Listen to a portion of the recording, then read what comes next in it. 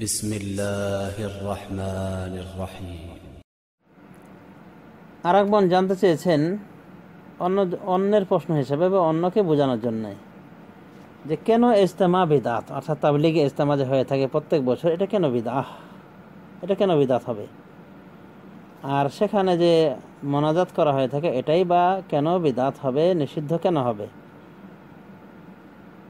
কেন দোয়া থেকে নিষেধ করা হয়, আর এভাবে একসাথে দোয়া করলেই বা কী সমস্যা। আমরা তো জানি না কখন দোয়া কার কবুল হয়, কার দোয়া কখন কবুল হয় আমরা জানি না, অতএব দোয়া করলাম।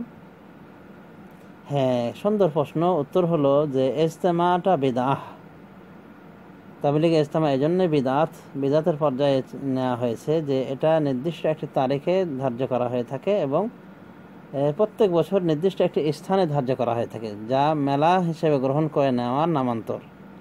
আর কোনো জিনিসকে মেলার মতো গ্রহণ করে নেওয়া, সেখানে জড়ো হওয়া, সেখানে নামাজ পড়া, জিকির আজকার করার জন্যে নির্ধারিত করে নিয়ে সেখানে সীমাবদ্ধ থাকা, এটা একটা বিদআতের পর্যায়ভুক্ত।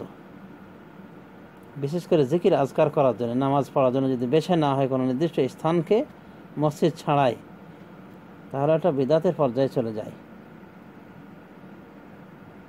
সওয়াবের আশায় যদি ওটাকে বেছে না হয়। যেমন মানুষ ইজতেমায় যায় কয়েকটি কারণে।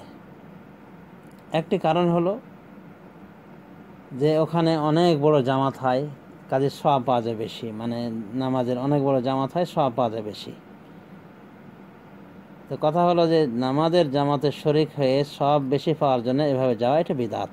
রাসূলুল্লাহ সাল্লাল্লাহু আলাইহি ওয়াসাল্লাম থেকে এমন কথা প্রমাণিত নয়, বরং রাসূলুল্লাহ সাল্লাল্লাহু আলাইহি ওয়াসাল্লাম থেকে এতটুকু এসেছে, তিনি বলেছেন যে তোমাদের প্রত্যেকে যেন যার নিকটবর্তী মসজিদে নামাজ পড়ে এবং মসজিদ খোঁজাখুঁজি না করে, মানে অহেতুক তালাশ করে না পড়ে। এভাবে বিশুদ্ধ হাদিসে রাসূলুল্লাহ সাল্লাল্লাহু আলাইহি ওয়াসাল্লাম প্রতিবেশী মসজিদ ছেড়ে ভিন্ন মসজিদে বা এই মসজিদ ও মসজিদ দৌড়াদৌড়ি করতে নিষেধ করেছেন। তো মসজিদের ক্ষেত্রেই যদি রাসূল সাল্লাল্লাহু আলাইহি ওয়াসাল্লাম এমনটি বলে থাকেন, তাহলে আমরা যে তাবলীগী ভাইদের দেখি যে তারা চলে যাচ্ছে বড় জামাত ধরার জন্য, বড় জামাত করে নামাজ পড়েন, চলে আসছে ইজতেমায় টঙ্গীর মাঠে, তাই এটা বিদআত হলো না? অবশ্যই বিদআত।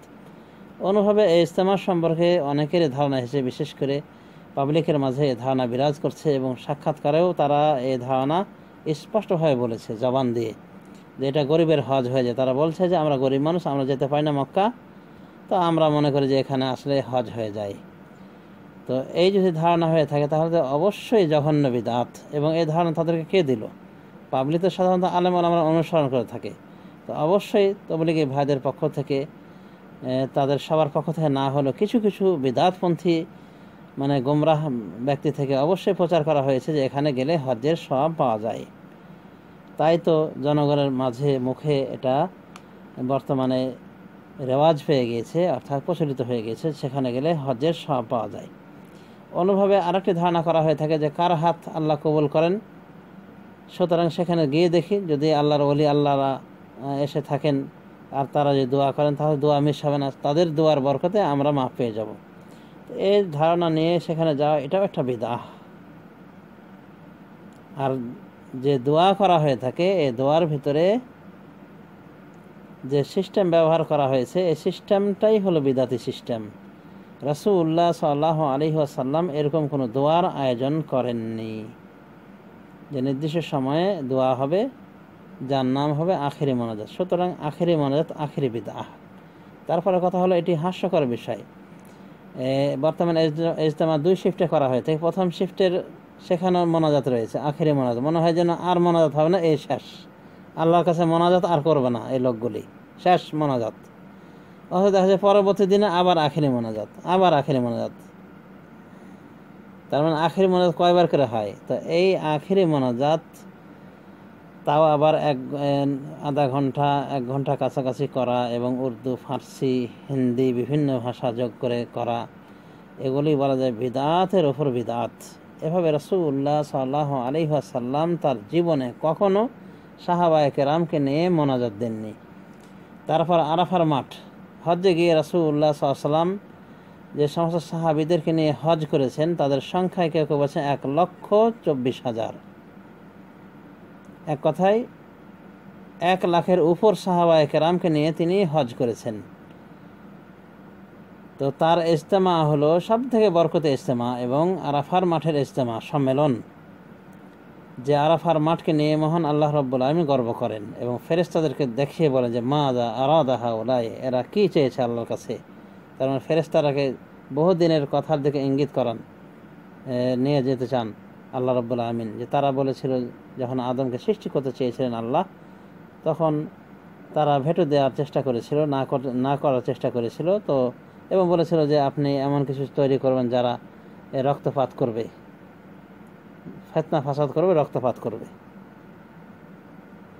তো আল্লাহ তখন তাদেরকে দেখে বলেন যে মাযা আরাদা হাউলাই, এরা কি চেয়েছে, এরা কি ফিতনা করতে এসেছে, ফাসাদ করতে এসেছে, রক্তপাত করতে এসেছে। সহিহ মুসলিম শরীফ হাদিসে এভাবে এসেছে যে আল্লাহ রাব্বুল আলামিন আরাফাবাসীদের নিয়ে এভাবে গর্ব করেন। আরও হাদিসে এসেছে যে এই দিনে আল্লাহ রাব্বুল আলামিন জমিনের আসমানে নেমে আসেন এবং তাদেরকে নিয়ে গর্ব করেন, ফেরেশতাদের নিকটে, আসমানবাসী তথা ফেরেশতাদের নিকটে গর্ব করেন। এবং আরাফার মাঠের দোয়া কবুল হয়। রাসূলুল্লাহ সাল্লাল্লাহু আলাইহি ওয়াসাল্লাম আরাফার মাঠে তিনি নিজে ব্যক্তিগতভাবে দোয়া করেছেন, কিন্তু নিজে হাত উঠে দোয়া করলেও কিন্তু সাহাবায়ে কেরামকে নিয়ে সম্মিলিতভাবে দোয়া মোনাজাত করেননি।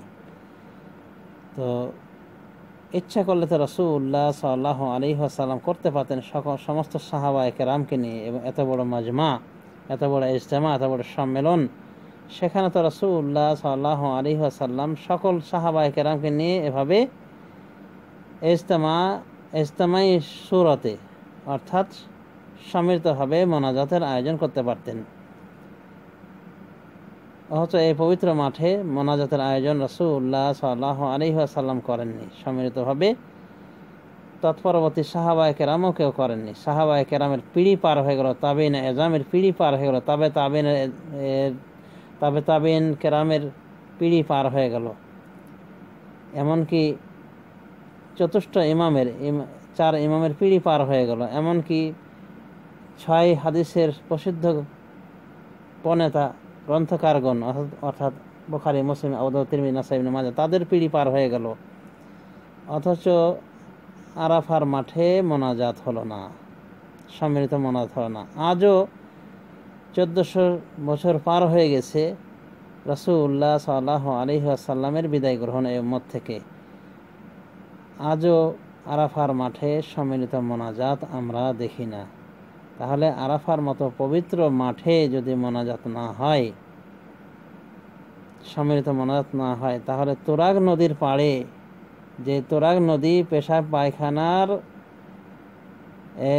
ঝঞ্ঝাটে একবারে ঘোলামেলা হয়ে গেছে, দূষিত পানিতে পরিণত হয়েছে, সেই তুরাগ নদীর পাড়ের মোনাজাত, সম্মিলিত মোনাজাত হয় কেন? এই মোনাজাতে কতটুকু ফায়দা রয়েছে? রাসূলুল্লাহ সাল্লাল্লাহু আলাইহি ওয়াসাল্লামের সুন্নাহ বিরোধী এই মোনাজাতে, এই সম্মিলিত আখেরি মোনাজাতে কতটুকু ফায়দা থাকতে পারে? অতএব এটা অবশ্যই জঘন্য বিদআত, আখেরি মোনাজাত আখেরি বিদআত। এবং আমরা লক্ষ্য করে দেখেছি তাদের আলোচনা, তাবলীগ ভাইদের আলোচনা, যে তাওহীদ থেকে শূন্য। এবং মোনাজাতের ক্ষেত্রে দেখা যায় যে উলটপালট কথা বলে থাকে। যেমন ডক্টর সাইফুল্লাহ বলছেন যে তিনি নিজের কানে শুনছেন যে মোনাজাত দিতে গিয়ে মোনাজাতের মুরব্বি বলছেন ইয়া আউয়াল আউয়ালিন ইয়া আখিরাল আখিরিন, যে হে প্রথমদের প্রথম, হে শেষদের শেষ। তো প্রথমদের প্রথম মানে কি? যারা প্রথমে ছিল তাদের প্রথম। তা আল্লাহর সাথে কারা প্রথমে ছিল? নাউযুবিল্লাহি মিন যালিক। ইয়া আখিরাল আখিরিন, হে শেষের শেষ, এগুলো কোন দোয়া? তারপরে দেখা আছে যে সহিহ হাদিস, কোরআন এবং সহিহ হাদিসের কোনো কথাই নাই, সেখানে ওই বুজুর্গানে দিনের কেসা কাহিনী, এরপরে ওই বিদাতি তরিকার ওই চিল্লাচিল্লির চিন্তা ভাবনা শুরু হয়ে যায়, মানে সিদ্ধান্ত কে কোথায় যাবে। তো বলা যেতে পারে এই ইজতেমায় যে বিষয়গুলি, যে সিদ্ধান্তগুলি নেওয়া হয়ে থাকে, সেই সিদ্ধান্তগুলি ইসলামী শরিয়াহ সম্মত নয়। যেমন 3 দিনের জন্য বের হয়ে যাওয়া, 4 দিনের জন্য, 7 দিনের জন্য, 40 দিনের জন্য বের হয়ে যাওয়া এবং অনেক সওয়াবের কাজ মনে করা, এমনকি নতুন বিয়ে শাদী দেওয়া হয়, এটা ভালো সাইড অবশ্য, কিন্তু এরপরে যে আচরণটা করা হয় সেটা হল জঘন্য আচরণ। ওই নারীকে পাঠিয়ে দেওয়া হয়, নতুন দম্পতিকে পাঠিয়ে দেওয়া হয়, দুজনকে 2 দিকে, যে নফসের বিরুদ্ধে জিহাদ করো তোমরা। তোমাদের বিয়ে শাদী দিয়ে দিলাম, এখন তোমরা যাও, তবলিগে ইসলামে চলে যাও, ওই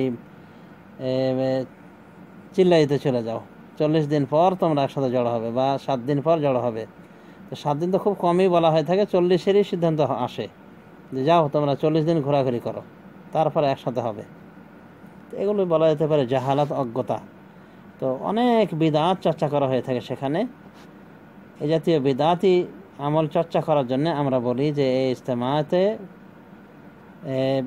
কল্যাণ থেকে মন্দই বেশি, তাই এই ইজতেমা বর্জনীয়। এই ইজতেমা যদি রাসূল সাল্লাল্লাহু আলাইহি সুন্নাহ মোতাবেক হতো এবং রাসূলুল্লাহ সাল্লাল্লাহু আলাইহি ওয়াসাল্লামের সুন্নাতকে প্রতিষ্ঠার জন্য হতো, তাহলে কোনো সমস্যাই ছিল না। কিন্তু এই ইজতেমার সাথে অনেক জঘন্য বিশ্বাস জড়িয়ে গিয়েছে এবং জঘন্য বিদআত জড়িয়ে গিয়েছে, এবং আখিরে মোনাজাতের মতো জঘন্য বিদআত আমলে আনা হয়ে থাকে। অতএব এই জাতীয় ইজতেমা আমরা মনে করি যে বিদআতি ইজতেমা, এই ইজতেমার ভিতরে কোরআন হাদিস পন্থীদের জন্য কোনো খায়ের নাই। অতএব এই জাতীয় বিদআতি ইজতেমা এই জন্যই বর্জনীয়, এই জন্যই আমরা নিষেধ করে থাকি। লক্ষণীয় বিষয় যে এই ইজতেমার মোনাজাতে সর্বপ্রকার মানুষই আসে কেন? কারণ মিষ্টি মিষ্টি কথা বলা হয়ে থাকে, তিতা কথার সেখানে কোনো আশ্রয় নেই। অর্থাৎ তাওহীদের কথা বললে তিতা লাগবে, শিরকের কথা বললে শিরক বাইদের খারাপ লাগবে, এই জন্য তাওহীদ শিরকের কোনো কথাই থাকে না। অনুরূপভাবে যেগুলো জাতীয় সমস্যা, এই সমস্যাগুলি তুলে ধরা হয় না, সমাধানও বলা হয় না, খালি শুধু বলা হয়ে থাকে নামাজ পড়লে এই, তাও আবার জালিয়াত হাদিসের আশ্রয় নিয়ে নামাজের ফজিলত বলা হয়ে থাকে। যেমন 80 হক বা জাহান্নামে জ্বলতে হবে এক ওয়াক্ত নামাজ যদি কেউ ছেড়ে দেয়, এরকম জাল কথা বলা হয়। অনুরূপভাবে 17 প্রকার 15 প্রকার আযাব দেওয়া হবে যে ব্যক্তি বেনামাজি, এরকম আর একটা জাল হাদিস বলা হয়। এই জাতীয় জয়ীফ জাল হাদিসের সরাসরি হয়ে থাকে এই বিশ্ব ইজতেমায়। তো আমরা মনে করি বিশ্ব ইজতেমা একটি বিশ্ব বিদআত এবং গোমরাহি। এই ইজতেমাতে শরীক হওয়াটা আমরা মনে করি বিভ্রান্তি। অনেক সময় বলে থাকেন ভাইরা যে এই ইজতেমায় তো বিভিন্ন দেশ থেকে লোক এসে থাকে। আমরা বলি যে বিভিন্ন দেশ থেকে যে লোক আসে, এই লোকগুলি আসলে মূর্খ। এজন্য আমরা দেখি মদিনা ভার্সিটির শিক্ষক সেখানে যায় না, অনুরূপভাবে মক্কা মদিনার ইমামগণ সেখানে যায় না, বরং এই দীর্ঘদিনের পরিক্রমায় একটি বছরও যে ইমাম গিয়েছেন কোনো নজির নাই। মক্কা মদিনার ইমাম গিয়েছেন, এর নজির কেউ দেখাতে পারবে না। তো এত বড় ইজতেমা সেখানে মক্কা মদিনার ইমাম নাই কেন? মদিনা ভার্সিটির শিক্ষকরা নাই কেন? মক্কা ভার্সিটির শিক্ষকরা নাই কেন? তো সারা বিশ্বের জাহেলগণ একসাথে হয়ে গেলে কি দলিল হয়ে গেল ভালো কাজের? বরং আল্লাহ নিজেই বলছেন ওয়ালাকিন্না আকসারান নাসি লা ইয়ালামুন, অধিকাংশ মানুষ, কিন্তু অধিকাংশ মানুষই জানে না, মানে অধিকাংশ মানুষ অজ্ঞ, মূর্খ, জাহেল। সুতরাং অধিকাংশ মানুষ সর্বদেশের জাহেল, মূর্খ, এটাই স্বাভাবিক। তো যা হোক, আশা করি তাবলীগে ইজতেমা বিষয়ে আমরা বুঝতে পেরেছি। আর এই ইজতেমার প্রধান আকর্ষণ হলো আখেরি মোনাজাত। এই আখেরি মোনাজাতটা হলো আখেরি বিদআত।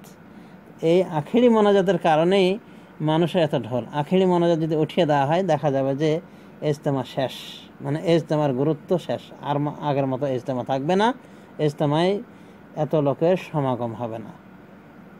তারপরে বলা হয়ে থাকে যে হজের পরে পরে এটার অনুষ্ঠান, এটার স্থান। তো এগুলোই জঘন্য বিদআত, বেয়াদবি কথা। হজের সাথে কিসের তুলনা? সারা পৃথিবীময় যদি সব এক জায়গায় জড়ো হয়, কোটি কোটি মানুষ যদি জড়ো হয় এক জায়গায়, তবুও তো সেটাকে হজের সাথে তুলনা করা যায় না। হজের মাঠে আল্লাহ রাব্বুল আসতে বলেছেন মানুষকে, আর এই তুরাগ নদীর ঘোলাটে পানির কাছে, এই পেশাব পায়খানা মিশ্রিত পানির কাছে কে আসতে বলেছে? আল্লাহ বলেছেন, তার রাসূল বলেছেন, সম্পূর্ণ জঘন্য বিদআত। অতএব কোথায় আব্বাস আর কোথায় গাবগাছ, কোথায় শেখ সাদে আর কোথায় বকরিল্লাদি, মানে একাকার করেছে বিদআতির গোষ্ঠী। আল্লাহ হিদায়াত করুন। হাদা ওয়া সাল্লাল্লাহু আলা নবিয়িনা মুহাম্মদ ওয়া আলা আলিহি ওয়া সাহবিহি আজমাইন।